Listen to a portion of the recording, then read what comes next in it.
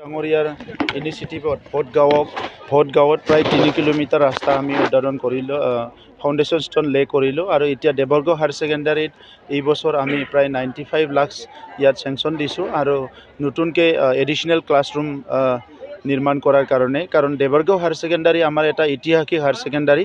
ইয়াৰ পৰাই বহুত আমাৰ নেতা, বহুত আমাৰ ভাল হিউমেন ৰিচোৰ্চ আগতে ইয়াৰ পৰাই জন্ম হৈছিলে। চ' এই বিদ্যালয়খন আমি সঁচাকৈ সকলো দিশৰ পৰা মানে ভালকৈ ৰাখিব লাগিব আৰু সেইকাৰণে মই ইয়াত 3 মাহমান আগতে আহিছিলোঁ আৰু সেই পৰিৱেশটো দেখা পাই পেলাই আমি ইয়াত নতুনকৈ এডিশ্যনেল ক্লাছৰুমৰ কাৰণে ইয়াত এটা এষ্টিমেট চেংচন কৰিছোঁ আৰু সেই কামটো আৰম্ভ হ'ব। ইয়াৰ লগতে অসম চৰকাৰৰ পৰাও ইয়াত 8 কোটি টকাৰ এটা অনুদান পাবলৈ গৈ আছে আৰু আমি আশা ৰাখিছোঁ এখন ইম্পৰ্টেণ্ট এখন স্কুল হিচাপে ইয়াত ছায়েন্স আৰু আৰ্টছ ষ্ট্ৰীম, ছায়েন্স আৰু কমাৰ্চ ষ্ট্ৰীমটো অতি শীঘ্ৰে ইণ্ট্ৰডিউচ কৰিব লাগে, কাৰণ ওচৰতে মেডিকেল কলেজ আছে আৰু দেৱৰগাঁও হায়াৰ ছেকেণ্ডাৰীত ছায়েন্স নাই। এইটো বহুত এটা মানে ডাঙৰ বিষয়। তো সেইকাৰণে আমি অসম চৰকাৰক অনুৰোধ কৰিম যে এইটো বছৰতে যাতে ইয়াত ছায়েন্স ষ্ট্ৰীম খুলিব পৰাৰ কাৰণে আমাক অনুমোদন দিয়ে আৰু অহা একাডেমিক ছেশ্যনৰ পৰা ইয়াত ছায়েন্স খুলিবৰ কাৰণে আমি ব্যৱস্থা আৰম্ভ কৰিম। মেৰামতিৰ কাম চলি আছে আৰু বাকীখিনি যিখিনি স্কুল টোটেল 700খন আছিলে, বাকী স্কুলখিনিও আমি অতি শীঘ্ৰে মেৰামতি কৰাৰ কাৰণে আগবাঢ়ি আছোঁ।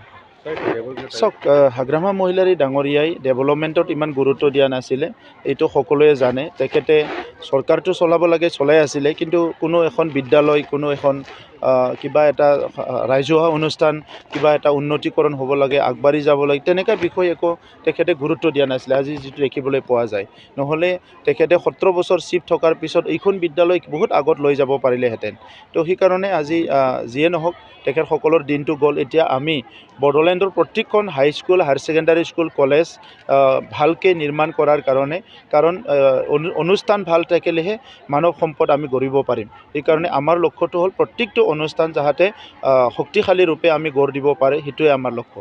আজিকালি ইয়াৰ ওপৰত ইনকুৱাৰী দিয়া হৈছে আৰু আজিৰ ভিতৰত ইয়াৰ ওপৰত একশ্যনৰ কাৰণে কোৱা হৈছে। গতিকে আমাৰ যিটো হেল্থ ছেক্ৰেটাৰী ডাঙৰীয়া DC কনফাৰেন্সত গৈছে, আমাৰ ছেক্ৰেটাৰী যতীন বৰা ডাঙৰীয়াক দায়িত্ব দিয়া হৈছে, ইয়াৰ ওপৰত ষ্ট্ৰং একশ্যন লোৱা হ'ব। অসমৰ স্পীকাৰ ডাঙৰীয়া আমাৰ এছেম্বলিলৈ আহিছে আৰু আমাৰ স্পীকাৰ ডাঙৰীয়াই, আমাৰ কাউন্সিলৰ স্পীকাৰ ডাঙৰীয়াই আমাৰ বিভিন্ন বিজনেছ কমিটিবিলাক আছে, তেখেতসকলক লৈ পেলাই এটা ইনাগুৰেল ফাংচন পাতিছে।